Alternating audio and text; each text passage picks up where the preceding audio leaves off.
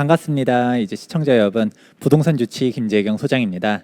자, 이렇게 2021년 한경 재테크쇼에 제가 처음으로 출연하게 되었었는데, 여러분들에게 제가 전달해 드리고 싶은 내용은 지금이라도 집을 사야 될까요? 안 사야 될까요? 이 부분에 대해서 우선 첫 번째, 그리고 두 번째 같은 경우는 집을 실질적으로 살려고 했었을 때 어떤 아파트를 사야 되는가, 김재경 소장이 바라보는 단지 선택의 기준점에 대해서 두 번째로 설명해 보려고 합니다.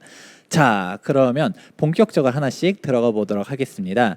자, 그러면 우리 근본적으로 부동산 가격이 일단은 더 올라간다라는 생각이 들어야지 집을 사든 말든 하지 않겠습니까? 아무리 좋은 단지를 선택하려고 한다 하더라도 부동산 가격이 지금 거품인 것 같은데? 라고 하면 솔직히 지금 사면 안 되는 거죠. 그러면 여러분들한테 한번 질문을 해보도록 하겠습니다. 지금 집값이 더 올라갈 것 같나요? 안 올라갈 것 같나요? 아마 이제 채팅창에서 막 이제 불이 붙어 있을 것 같긴 한데, 막 올라갈 것 같다, 아니다, 거품이 더 떨어진 것 같다, 막 이런 내용들이 막 격하게 논쟁이 될 것 같아요. 여러분들도 간단하게 한번 생각해 보면 좋을 것 같은 게, 근데 이게 근본적으로 부동산 가격이 왜 올라갈까요? 최근에 우스갯소리로 이런 이야기도 있지 않았습니까? 정부 주도 부동산 가격 하락. 아니, 이게 도대체 뭔 말인가? 아니, 지금 부동산 가격이 떨어집니다 하면서 정책을 내놓다가 최근에는 이제 정책이 이제 실종되고, 부동산 가격이 거품인 것 같습니다. 우리 경제부총리님께서도 이제 조금 안 사면 좋을 것 같다. 너무 초과 수요가 너무 많다. 그래서 여러분들이 집을 조금씩 덜 샀으면 좋겠다. 그만 사라. 위험하다. 이런 이야기를 하지 않습니까? 그렇다 보니까 이게 부동산 가격이 떨어질까 올라갈까 이런 부분들에 대해서 우려가 있을 수밖에 없는 것이죠. 그러면 이 부분에 대한 정답은 바로 어디 있을까요? 자, 통계를 한번 보도록 하겠습니다. 일단은 아마 여러분들이 내 급여는 그대로인데 집값이 이렇게 올라가는 거는 거품이야 라고 생각할 수 있겠죠. 이거는 너무 말도 안 돼. 이렇게 올라가는 게 정상인가? 이거는 문제가 많다라고 할 수 있는데, 이게 사실 과도한 거는 사실일 수는 있어요. 근데 근본적으로는 이렇게 된 이유가 있죠. 일단 돈이 너무 많이 풀리고 있다는 것이죠. 2021년 정부 예산만 봐도 500조가 돌파를 했거든요. 이게 전년도랑 비교해 버리면 이게 기하급수적으로 올라가고 있다는 것을 알 수가 있습니다. 일단 돈 자체가 너무 많이 풀리다 보니까 자산가들은 어떤 생각을 할까요? 현금으로 가지고 있기보다는 실물 자산으로 가야겠다. 그래서 소위 말하는 인플레이션 해지라든지 에셋 파킹이라든지 이런 표현들이 나타나는 근본적인 원인인 것이죠. 그렇게 가다 보니까 지금 돈이 너무 많이 풀리고 이걸 어떤 식으로 해야 되지? 이렇게 하게 되는데, 정부가 돈도 많이 풀고 있고 통화량 자체도 너무 많이 늘어나고 있지 않습니까? 그렇게 되고 있다 보니까 부동산 가격이 올라가는 게 근본적인 원인인데, 최근에 부동산 가격 이렇게 왜 올라갑니까 하면서 야당 의원들이 비판을 하다 보니까 청와대 정책실장님께서 뭐라고 했나요? 우리나라만 이렇게 올라간 거 아니다. 유동성 때문에 전 세계적으로 다 올라간 거다. 이렇게 얘기했잖아요. 사실 정답은 거기 있었던 거예요. 여러분들도 다 알고 있는 거죠. 이렇게 돈을 많이 풀고 있는데 나는 돈이 없어가 중요한 게 아니라 돈이 많은 자산가들이 어떻게 움직일 것인가, 이게 핵심인 것이거든요. 그렇다 보니까 이렇게 돈을 많이 풀고 있어. 그러면 나는 내 재산을 지키기 위한 방법을 찾아 나간다. 이게 근본적인 질문이었고, 그에 따른 정답도 여러분들도 다 알고 있는데, 이게 그동안 정부에서는 집값 잡힙니다 이렇게 얘기했었다가, 사실 청와대 대변인님께서 청와대 정책실장님께서 사실 알고 있었던 것이죠. 그걸 통해서도 여러분들은 이게 정책이 중요한 게 아니라 이 시장의 방향성이 중요하다라는 것을 여러분들 깨달을 필요성이 있습니다. 그렇다 보니까 지금 이렇게 돈이 많이 풀리게 되고 똘똘한 한 채 쪽으로 가게 되죠. 제가 나중에 얘기할 부분 중 하나가, 다주택자에 대한 규제가 워낙 강력해요. 그러니까 10채를 사고 20채를 사고 이러면 좋긴 하겠지만 이게 될 수 없다 보니까 한 채 쪽으로 가지 않습니까? 그러니까 올라간다 하더라도 한 채로 이렇게 다 쏠리게 되는 것이죠. 그러니까 지금 누적해서 올라간 상승률 보다 보면 장난 아니죠. 서울은 50% 넘게 올랐어요. 지금 서울 수도권 보게 되면 이게 답이 안 나온다. 그리고 지방으로 간다 하더라도 대대광 많이 이야기하잖아요. 중심 지역들이 많이 올라가는 거는 일단 이렇게 유동성이 큰데 그 와중에서도 한 채로 가기 때문에 이렇게 올라갔다라는 것을 알 수가 있습니다. 수도권을 좀 더 디테일하게 보게 되었을 때도 지금 수도권도 장난 아니잖아요. 근데 여기서 말하는 수도권도 서울을 위시한 중심 지역들이 정말 많이 올라갔다는 것을 여러분들이 알 수 있어요. 자, 그러면 지금까지 올라간 것만 얘기하면 여러분 어떤가요? 아, 이제 끝났어. 서울은 너무 많이 올라갔기 때문에 지금 들어가기는 어려울 것 같아 라고 생각할 수가 있는데요. 하지만 지금 오히려 2021년도 하반기에는 서울을 주목해야 된다고 저는 보고 있습니다. 자, 다음 통계 한번 보도록 할까요? 2021년도 상반기 상승량이 장난 아니었었죠. 지금 전국이 다 오르고 있어요. 그런데 이게 수도권으로 한번 놓고 볼까요? 수도권은 그동안 그렇게 안 올랐었던 동두천조차도 올라가는 게 지금의 장입니다. 야, 그러면 여러분들은 이 통계 자료를 보면서 야, 수도권도 다 올랐네? 이거 어떻게 해야 되지? 이렇게 생각했었을 때 여기서 포기를 하면 안 되고 주목해야 되는 부분이 있습니다. 통계 자료 보면 서울 색상이 어떤가요? 수도권들은 다 올라갔는데 오히려 서울이 상대적으로 덜 올랐네? 네, 맞아요. 지금 보다 보면 수도권 가격대 장난 아니거든요.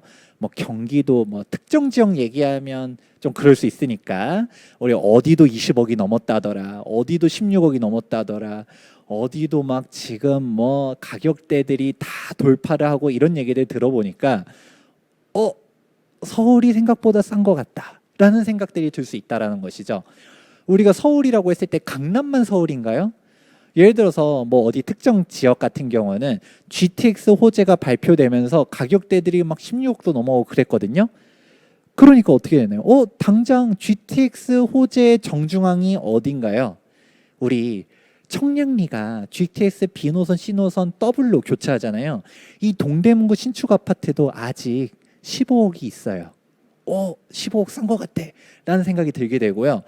동대문구 그래도 아직 좀 그런 거 아니에요 라고 생각하는 분들을 위해서 마포구랑 성동구만 본다 하더라도 아직 구축 아파트들이 있잖아요.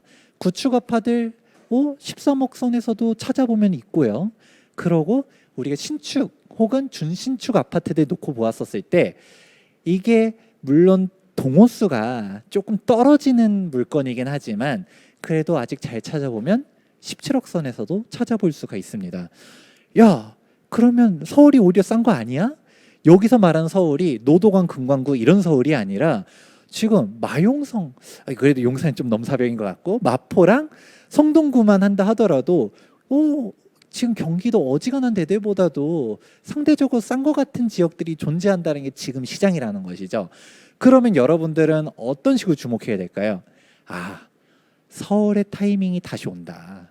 서울이 싸다라는 게 아니에요. 서울이 지금까지 많이 올라간 거는 팩트입니다. 그런데 오히려 경기도권들이 쭉 올라가다 보니까 상대적으로 서울이 다시 싸 보이는데 라는 시기가 지금 장이고요. 그 장이 2021년도 하반기에 다시 서울의 시장이 온다라는 게 첫 번째 포인트. 그러면 이 서울이 본격적으로 언제 올라가느냐 이 부분에 대해서는 저는 가능하면 추석 전에 사라라고 이야기를 해드리고 싶어요. 이건 도대체 무슨 말인가 하실 수 있는데 이 서울 같은 경우는 여러분들이 지금 잘 주목해야 되는 게 지금 통계 자료를 찾아보면 지금 서울을 매수하는 사람들은 어떤 사람들인가? 지금 다주택자들이 또 투자하고 다주택자가 더 다주택자 되고 그럴까요? 아니에요. 실수요자들 위주의 시장으로 된 게 지금 근래의 부동산 시장입니다. 특히 서울과 같은 고가주택들은 무주택자가 1주택자 되는 비율이 압도적으로 높거든요. 그렇다 보니까 이때 중요한 게 왜 추석이냐라는 게 반문이 될 수 있을 텐데 추석을 주목하라고 말하는 이유는 바로 실수요자들 중심적인 시장으로 재편됐기 때문이에요. 우리가 매매 가격 통계를 찾아보게 되면 매매 사이클은 뭐 이사철이라는 게 없어진 지가 오래됐어요. 그냥 12월 한겨울에 막 찬바람 쌩쌩 불어도 부동산 괜찮다라고 하면 거래량이 막 폭증하고요. 한여름에도 거래 되게 잘 될 때 있고요. 이사철이랑은 이제 상관이 없어졌습니다. 하지만 여러분 전월세 통계를 찾아보면 가을과 봄 이사철이 명확하게 거래량이 많거든요. 그러면 이게 의미하는 게 무엇일까요? 애초에 다주택자가 더 다주택자 되기는 어려워요. 그럼 무주택자가 1주택자 되는 비율이 압도적으로 높게 되는데, 지금 무주택자분들이 집을 사야 될까 말아야 될까 고민이 정말 많잖아요. 그런데 지금 가을 이사철이 곧 다가오는데 전세 가격은 어떤가요? 지금 미친 듯이 막 가격대들, 임대차 3법 이후로 이중 가격 형성됐다 하면서 같은 단지 내에도 가격 차이가 몇 억씩 벌어지는 단지들 엄청 많고요. 지금 최근 또 이슈 뭐예요? 전세자금 대출도 규제를 하니 뭐니 하면서 대출 대란이다, 이런 이야기들 나타나고 있잖아요. 그렇다 보니까 집을 사야 되나 말아야 되나 이런 고민들이 있는 와중에, 여러분 2021년도 같은 경우는 제가 2021년도 상반기 집을 사라는 얘기를 정말 많이 했어요. 6월 1일 기준으로 해서 세금이 정말 많이 세졌거든요. 종부세라든지 양도세라든지. 그렇다 보니까 지금 5월 말까지 급매물들이 정말 많이 나왔는데 이거 사는 게 여러분들의 마지막 기회입니다 했었어요. 그런데 이 기회는 벌써 놓쳤잖아요. 6월 1일이 왔어요. 떨어졌나요? 안 떨어졌습니다. 그렇다 보니까 지금 이걸 어떻게 해야 될까? 지금이라도 사야 되나 하는데, 지금 거래량 시장들 보면 어떤가요? 하락하지 않고 있는데 그 와중에서도 실거래가 되는 단지들 보면 막 신고가를 갱신하는 단지들 존재하잖아요. 지금도 안 그래도 마음이 불안해. 그런 와중에 지금 어떻게 되나요? 추석 이사철들이 막 다가오게 되면 그분들 중에서 전월세로 가는 사람들이 당연히 많겠죠. 하지만 여기서 매매로 전환되는 수요들이 조금이라도 있다면, 더군다나 현재 부동산 시장들, 여러분들 부동산 직접 한번 찾아가 보세요. 2000세대 대단지에서도 매매 물건이 10개도 안 되는 단지들이 정말 많아요. 이 몇 개 안 되는 단지의 실거래가들이 싹 갱신이 되게 되면 가격대들은 억 단위가 바뀔 수가 있다는 것이죠. 그러면 그때 정말 패닉 바잉이 올 수도 있어요. 그러면 지금 서울이 안 그래도 경기권들보다도 저평가인 것 같아, 이런 생각이 있는 현실 속에서 실거래가 막 되고 있어. 더군다나 매도 물량도 많지도 않아. 그러면 이 이사철 수요에서 매매로 전환되는 이 몇몇 수요들로 인해서 하반기 시장이 또다시 올라갈 수가 있다, 이렇게 보고 있습니다. 그렇기 때문에 제가 맞출 수도 있고 틀릴 수도 있겠지만, 사실 저는 지금까지 다 맞춰왔다라고 자부하고, 실제로 이번에도 약간 좀 걱정되긴 해요. 또 폭등된다라는 얘기가 사실 쉽게 얘기할 수 있는 내용 아니잖아요. 근데 2021년도 하반기는 여러분 서울을 꼭 주목해야 된다라고 이야기해드리고 싶습니다. 자, 그럼 본격적으로 이제 서울을 볼 거예요. 여러분들이 지금 마음이 무거울 거예요. 집값이 떨어지는 줄 알았더니 안 떨어지고 또 올라간대. 더군다나 서울 같은 경우는 이렇게 비싸졌는데 더 비싸진다고 하니까 씁쓸하잖아요. 안 그래도 오늘 정부가 또 대책 발표했는데 뭐예요? 사전 청약을 더 늘리겠다. 지금 민간 주택 같은 경우 사전 청약으로 하도록 하겠다. 지금 공공주택 이사 대책의 3080 플러스도 사전 청약하도록 도입하겠다. 이게 뭐예요? 여러분들 집 사지 말고 계속 무주택으로 계속 기다리라는 거잖아요. 희망 고문하는 거죠. 근데 실질적으로 이 사전 청약을 했었을 때 그 분양가가 내가 원하는 분양가고 입주 시점은 제대로 들어갈 수 있고 그렇게 갈까요? 특히 저는 그래도 공공택지는 그러려니 하는데 3080 플러스 도심지에서 분양하는 것도 선분양을 한다는 얘기에 기겁을 했습니다. 그 표를 보면 무슨 이주 철거를 5개월로 잡았더라고요. 아니 공공이 하면 철거를 5개월 만에 할 수 있나요? 절대 불가능하거든요. 이런 희망 고문에 여러분들은 속으시면 안 되고요. 실제 내가 돈이 정말 없으면 모르겠지만 시드머니가 어느 정도 있는데 가점이 예를 들어 높다. 여러분들 가점 60점, 70점이에요. 요즘 60점도 쉽지 않은데 그래도 60점 후반대다라고 하면 청약을 기다리셔야죠. 하지만 내가 가점이 60점도 안 돼, 50점대야. 그러면 집을 사셔야 됩니다. 그러면 이때 어떤 단지를 사야 되는지 이야기를 해드릴게요. 지금 다 올라갈 때는 사실 축제잖아요. 축제장에서는 다들 행복해요. 요즘 빌라도 올라가고요.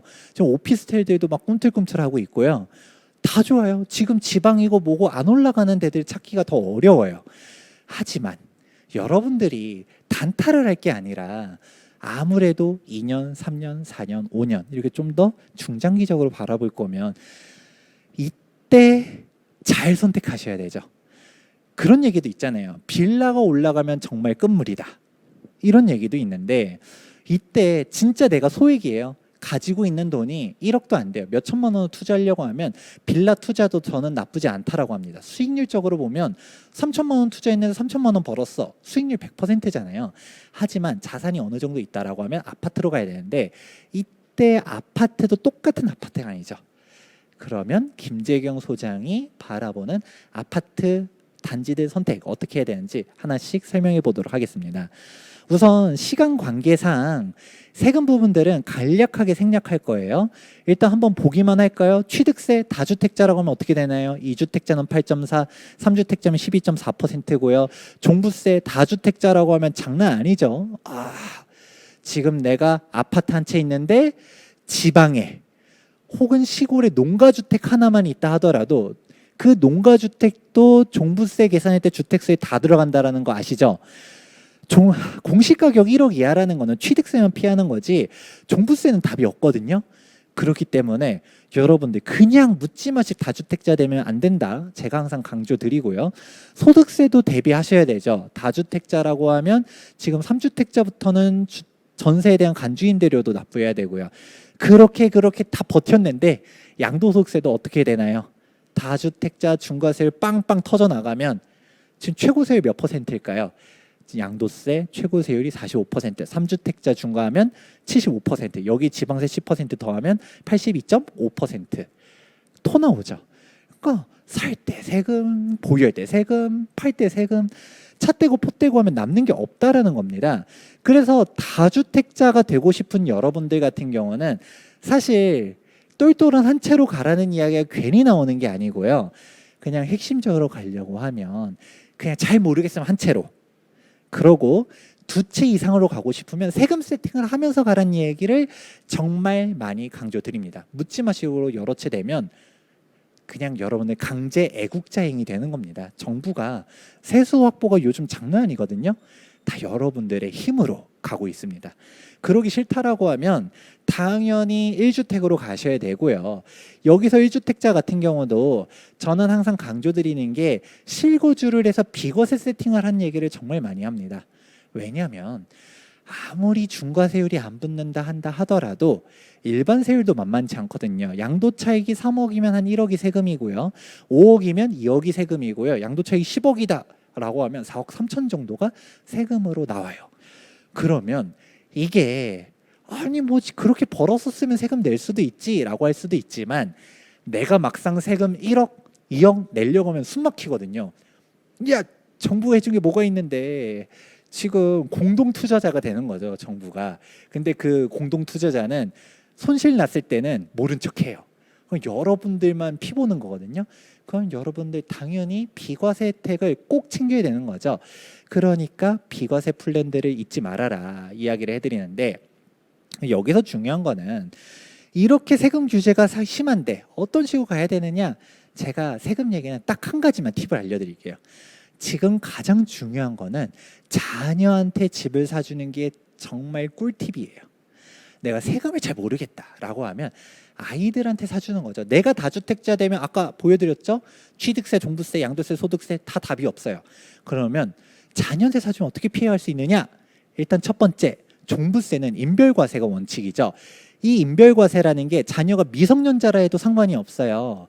그런 아빠가 한 채, 아들이 한 채, 그리고 둘째 아들도 한 채 이렇게 있으면 3주택자지만 종부세는 각자 1주택자로 가는 거죠. 그러면 각자 6억, 6억, 6억 공제 받고요. 세율도 1주택자 세율로 가게 되는 것이죠. 그리고 소득세 같은 경우는 부분 원칙적으로는 인별과세가 맞아요. 하지만 부분은 합산하거든요. 그러면 애기들한테 집이 있다라고 하면 극단적으로 애들이 월세 받아도 비과세예요. 그런 부분들이 좋죠. 하지만 양도세가 답이 없잖아요 할 수 있잖아요. 근데 이 양도세는 먼 훗날 10년 뒤든 20년 뒤든 자녀가 독립세대주 요건 충족하면 그때 1세대 1주택 맞춰가지고 양도하면 되겠죠. 그러니까 어차피 여러분들은 이런 거 생각도 안 했잖아요. 그냥 내가 다주택자 돼서 존버하려고 생각했었는데 종부세 두드려 맞지 마시고 애들한테 해주자. 물론 탈세는 없어요. 절세만 있을 뿐입니다. 자녀한테 증여해 줄 거, 세금 낼 거 다 내주고서 그렇게 가시면 됩니다. 자, 서론이 좀 길었죠. 이제 집을 살려고 했었을 때 혹은 여러분들이 무주택자예요. 집을 어떤 걸 사야 될까요? 라고 했었을 때 제가 말하는 기준들 하나씩 설명해 드리도록 하겠습니다. 우선 첫 번째로는 25평 이상으로 가라는 이야기 정말 많이 합니다. 그 이유는 무엇일까요? 부동산 가격대가 올라가긴 하는데 정말 소형 평수들이 있잖아요. 막 원룸, 투룸. 요즘 아파트들 보면 그런 원룸형 아파트들도 있거든요. 올라가긴 올라가요. 하지만 일반적인 아파트 상품들에 비해서는 정말 안 올라가요. 일반 25평, 33평 가격대 막 5억 뛰고 7억 뛰고 이럴 동안 원룸형 아파트는 일단 얘도 아파트라고 올라는 가긴 가는데 막 3억 올라가고 막 이러죠. 이러면 좀 안 되겠다. 이런 생각들이 좀 여러분 드실 필요가 있고요. 이게 극단적으로 보여지는 게 바로 오피스텔에서 알 수 있어요. 오피스텔 같은 경우는 기본적으로 잘 안 올라가는데 올라가는 오피스텔들의 공통점이 바로 무엇이냐? 주거용 오피스텔들 전용 면적 85제곱미터. 이때는 전용 85예요. 왜냐?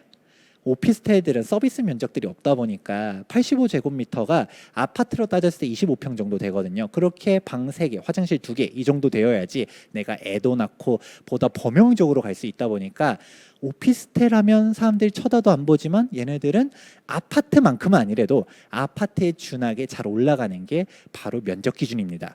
그러면 여러분들이 쉽게 생각했을 때 내가 돈이 없다라고 해가지고 금액대들 이제 눈높이들을 맞춰서 가는 거죠. 근데 강남의 원룸형 아파트에 들어가야 될까요? 아니요. 저는 그런 것보다도 기본 요건은 맞춰라. 그러면 내가 강남이 아니라 강남이 상급지인 건 맞아도 좀 더 하급지에 25평 이상을 가라. 이렇게 얘기해 드리고요. 그럼 두 번째 500세대 이상은 바로 무엇이냐? 여러분들이 아파트를 선택하려고 했었을 때 적어도 500세대는 넘어가는 단지로 가라고 추천해 드리고 싶어요.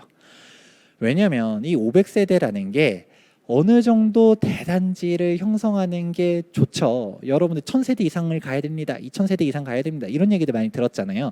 근데 이 500세대라는 게 나중에 진짜 리모델링이든 재건축이든 이슈가 나오려고 하면 너무 소형 아파트들 같은 경우는 연합해가지고 나도 좀 끼워주세요 이렇게 가지 않는 이상 재건축이라든지 리모델링 이슈도 안 불어요. 그러면 내가 좀 구축 아파트를 샀다라고 했을 때 리모델링 이슈 불어서 막 올라가가지고 팔고 싶다라고 했었을 때 500세대는 좀 넘어가는 게 좋다. 그러고 나홀로 아파트 같은 경우는 나중에 수술을 하겠지만 잘 안 올라가는 부분들도 있거든요. 그 이유에 대해서는 좀 이따가 설명해 드릴게요. 그리고 세 번째 25년 차 이내. 이건 도대체 어떤 말이냐?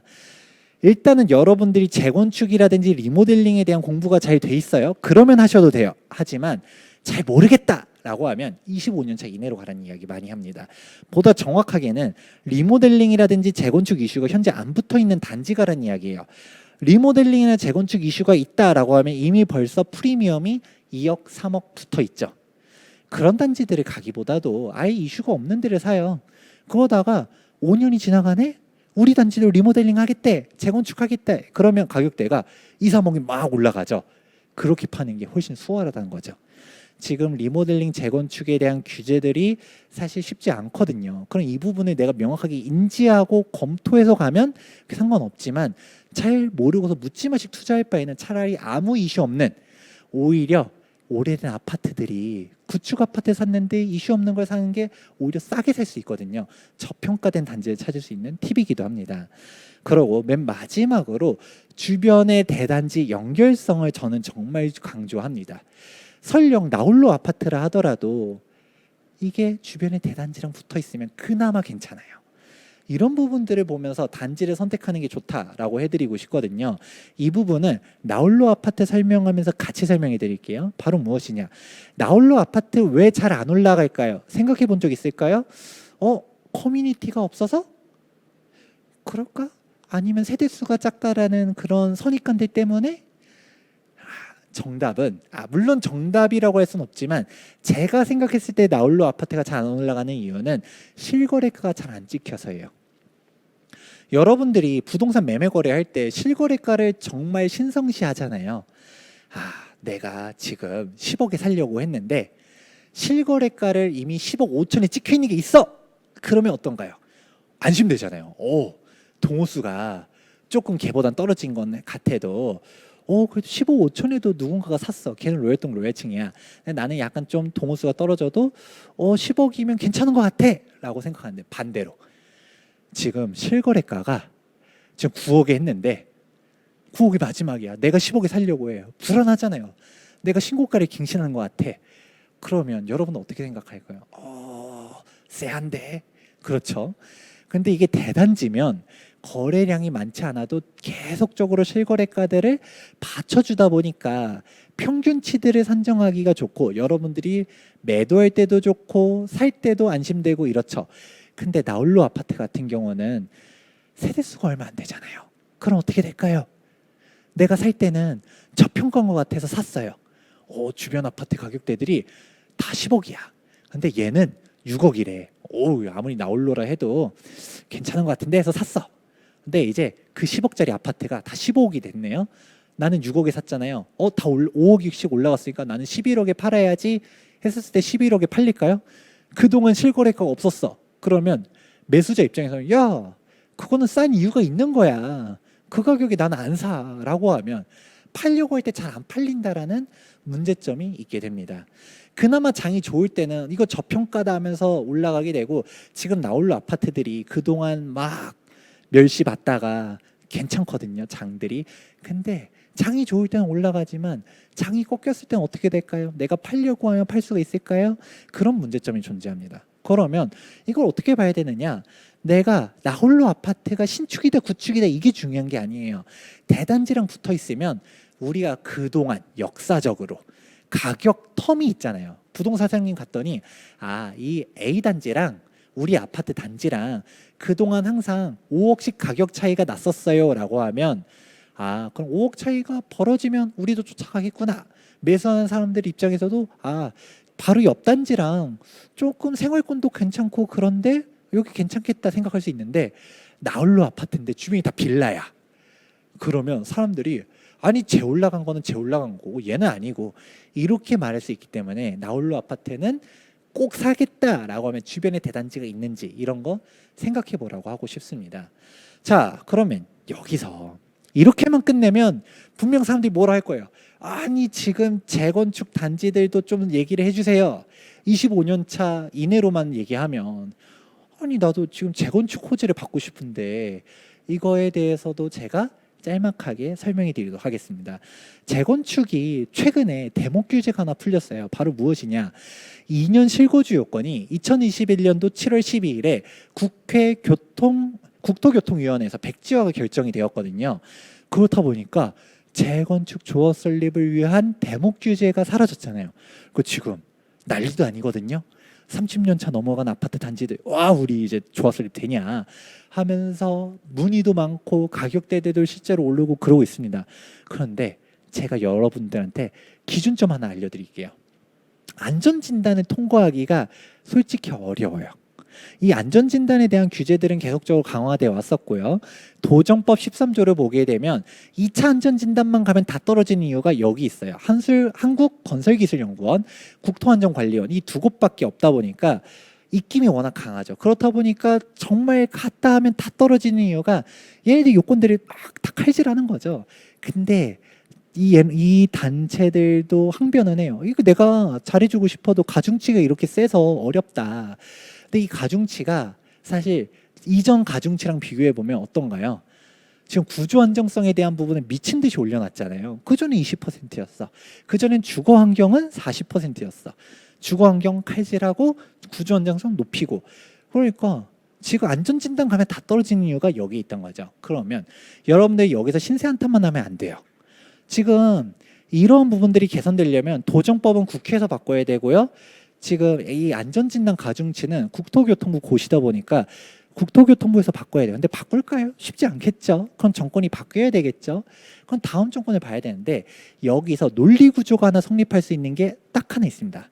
바로 이 구조 안정성에 50% 비율이 있잖아요. 그러면 구조 안정성을 이렇게 강화하고 안전한 부분들을 강조했었을 때 여러분들은 딱 하나 공략 포인트, 바로 내진 설계입니다. 내진 설계가 88년도 이전 같은 경우는 위무화가 아니었어요. 그래서 대표적으로 목동이라든지 상계동, 중계동 보게 되면 내진 설계 아예 안 돼 있잖아요. 그런 아파트들 같은 경우, 물론 그런 아파트 단지들도 여러분들 잘 아시겠지만 최근에 줄줄이 2차 안전진단들 떨어지고 있어요. 하지만 여기는 야, 우리 무너질 것 같은데 안전진단 그렇게 중시한다라고 하면서 구조 안정성이 우리는 무너지면 어떡할 거냐, 논리구조가 통할 수 있겠죠. 그러면 여기부터 그나마 안전진단을 통과할 가능성들이 있다.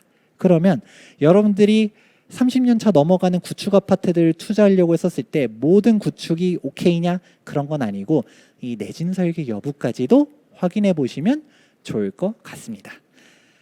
자, 하지만 이런 재건축 단지들 투자하려고 했을 때 사업 진행 단계도 워낙 길거든요. 그렇기 때문에 여러분들이 사이클들 잘 주의해 보시면서 투자를 할 때 장기적으로, 그러면 내 자녀한테 사줄까? 이런 부분들도 꼼꼼하게 판단해 보시면 좋을 것 같습니다. 자, 이렇게 여러분들한테 부동산을 산다라고 하면 언제가 타이밍인지, 그리고 실질적으로 단지들 선택은 어떤 식으로 해야 되는지 설명을 해드렸는데 많은 도움 됐으면 좋겠습니다. 지금까지 부동산 주치 김재경 소장이었습니다. 감사합니다.